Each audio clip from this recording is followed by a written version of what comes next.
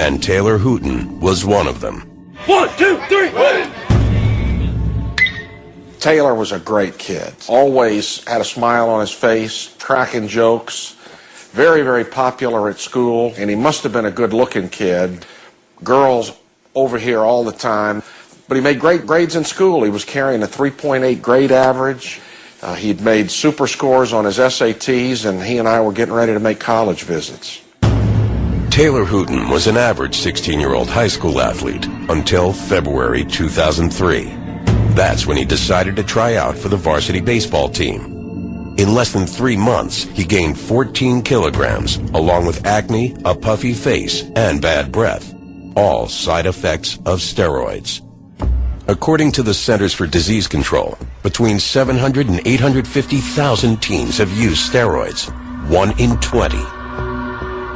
All you need to do is read Jose Canseco's book.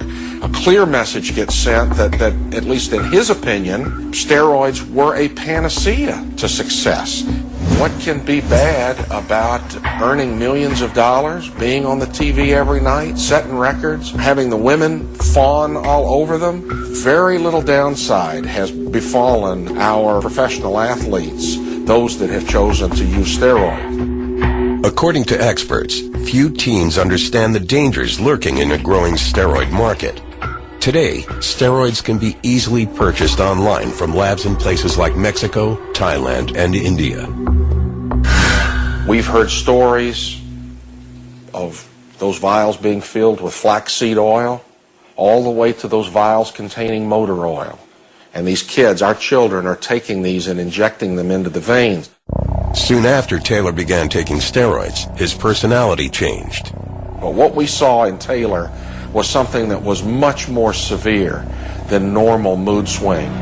On 2 occasions, he took his pitching hand and drove it through a sheetrock wall.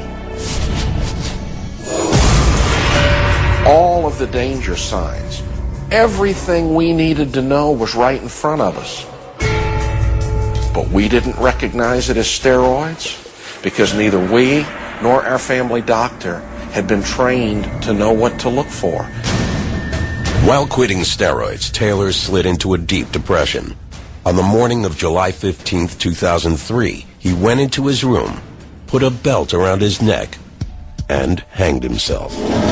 Stuff like this is not supposed to happen in middle America, well-educated community.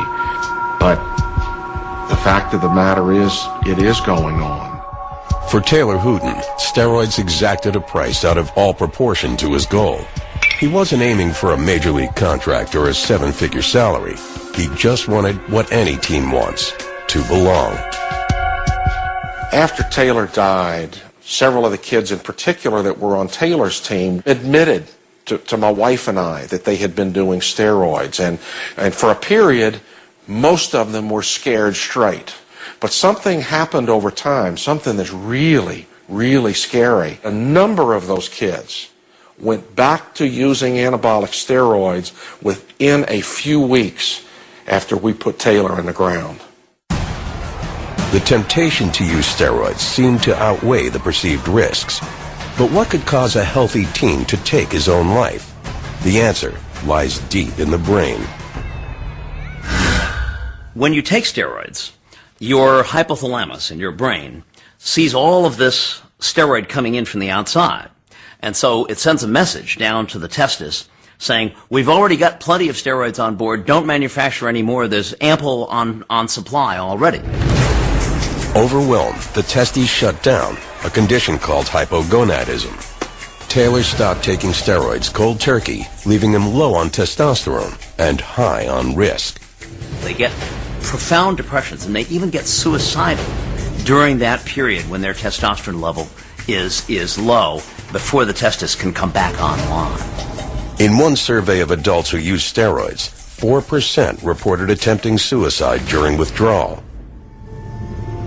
His home run ball from June 16th of 2001, and the reason that's important, it was his first and at the same time his very last home run. I got to go chasing this out in the weeds after he hit it, very much like a dad would do when your kid's just hit his first home run.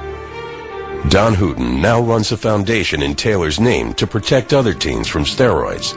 In 2007, Texas passed Taylor's Law, the nation's largest steroid screening program for high school athletes.